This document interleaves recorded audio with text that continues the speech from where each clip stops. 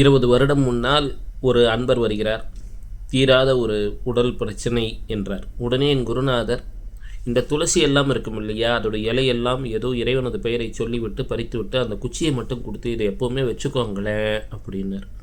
ஐயா என்ன அப்படின்னோடனே, இதை வைத்து கொள்ளுங்கள் அப்படின்னார். சென்ற ஆண்டு மூகாம்பிகை திருத்தல யாத்திரை போது சந்திக்கிறேன். உடனே சொன்னார், ஐயா இன்னி வரைக்கும் நான் ஒரு ஆரோக்கியமாக இருப்பதாகவே உணர்கிறேன், உங்கள் குருநாதருக்கு நன்றி என்றார். சாதாரணமான துளசி குச்சி தான் அது, ஆனால் நம்பிக்கை. அதே போல் ஒரு நண்பர் அமெரிக்காவிலிருந்து அழைக்கிறார். ஐயா ஏதோ உடல் நலன் எனக்கு தடுமாறுகிறதே, பயமாக இருக்குது. ஹனுமானை நினைத்து ஏதோ ஒரு கொண்டக்கடலை பிரசாதத்தை வச்சு வேண்டி வணங்கி, ஆஞ்சநேயா ஆரோக்கியத்தை தானே நம்பிட்டு உங்கள் வீட்டில் இருக்கக்கூடிய ஹனுமானை வழிபடுங்கள் என்று.